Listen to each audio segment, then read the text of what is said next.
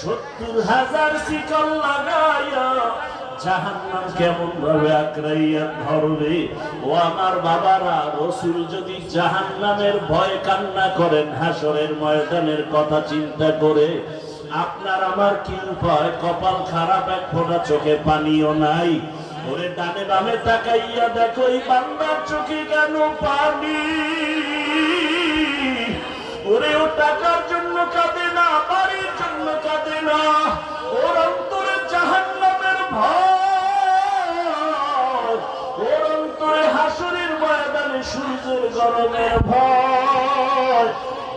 ওই বান্দা কান্না করে, চিন্তা করে, টাকা পাইলাম, বাড়ি পাইলাম, গাড়ি পাইলাম, সম্মান পাইলাম, কিন্তু মরার পরে কি উপায় হবে সে চিন্তা তো করি নাই। ছেলেও আমার কবরে যাবে না, মেয়েও যাবে না, আপন কেউ যাবে না। এই চিন্তা যখন আসে চোখ দিয়ে পানি বের হয়ে যায়। রহমতের নবী বলেন, আয়েশা এমন অবস্থা হবে, আল্লাহ বলবে 70,000 শিকল দিয়া জাহান্নামকে ধরো, আমি বিচার শেষ করার পরে তারপরে জাহান্নামকে ছাড়বা। আল্লাহর ওয়াদারে জাহান্নামের গলায় শিকল লাগায় বাঁধবে। 70,000 শিকলের গোড়ায় গোড়ায় 70,000 ফেরেশতা ধরিয়া রাখতে পারে না। তখন আমার মায়ার নবী দেখে সহ্য করতে পারবেন না।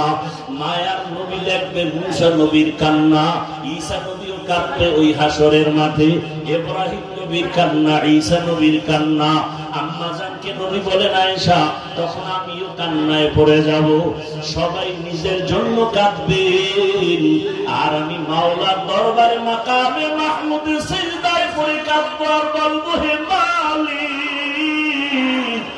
জাহান্নামকে ফিরাও, আমার উম্মত যেন জাহান্নামে ধরতে না পারে। আমার আল্লাহ তখন বলবেন, নবী মাথা উঁচু করেন, আপনি কাঁদবেন না, আমি আপনাকে কান্না করার জন্য পাঠাই নাই। তখন নবী বলেন, আল্লাহ কুদরতি ভাবে একটু পানি দিয়া জাহান্নামকে বলবে, ফেরেশতাকে বলবে জাহান্নামের ছিটাইয়া দাও। আল্লাহর কুদরতি হাতের পানি নিয়ে যখন জাহান্নামে ছিটায় দিবে, জাহান্নামটা পেছন দিকে দৌড়াতে থাকবে।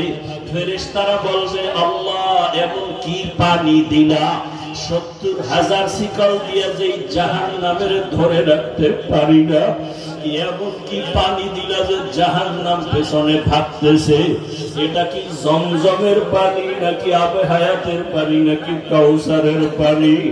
আমার আল্লাহ বলবে, না রে ফেরেশতারা, জমজমের পানিও না, কাউসারের পানিও না, আবে হায়াতের পানিও না, এই পানি আমার মায়ার নবীর গরীব গুনাহগার উম্মতের চোখের পানি। ওই কুমিল্লার টাউন হলে বসে আমার গুনাহগার বান্দারা জাহান্নামের ভয়ে কাঁদছে। ও দাড়ি কামানেওয়ালা বাবারা, ও বেপরদায় চলনেওয়ালা বাবারা, ও আমার যুবক বাবারা, জীবনে তো গুনাহ কম করলা না, মনে চাইছে নামাজ পড়বা না পড়ো নাই, রোজা রাখবা না রাখো নাই, গান শুনবা শুনছো, বেপরদায় চলবা চলছো, আড্ডা দিবা, পার্কে যাইবা চলে গেছো, মনের মতো গুনাহ করেছো, এখনো কি তওবা করবা না রে বাবা? মনে মনে ভাবছো কি আমরা টুপিওয়ালারা পাগল হয়ে গেছি? না রে বাবা, ১,৫০০ বছর পর্যন্ত কোরআনের একটা ভুল কেউ বের করতে পারে নাই। ওই কোরআন সত্য যদি তোমার অন্তর বলে, মনে রাখিও কোরআনের সব বয়ান সত্য। আল্লাহ সত্যভাবেই বলেছেন, ইন্নাল আবরারা লাফি নাঈম ওয়া ইন্নাল ফুজ্জারা লাফি জাহিম। নেক আমলওয়ালারা জান্নাতের পথিক, গুনাহগারেরা জাহান্নামের পথিক। ওরে আজকে নফসের ধোঁকায় পড়িয়া যারা নামাজ পড়ো না, রোজা রাখো না, পর্দা করো না, হালাল খাও না, ও পর্দার আড়ালের মা বোনেরা, কয়েকদিন আর দুনিয়ার রং তামাশা বাহাদুরি, এখনো সময় আছে, তওবা করেন। ওরে মায়ার নবী যদি কান্না করেন উম্মতের জন্য জাহান্নামের ভয়, আপনার আমার কত গুনাহ, কি পরিমাণ কান্না করা উচিত?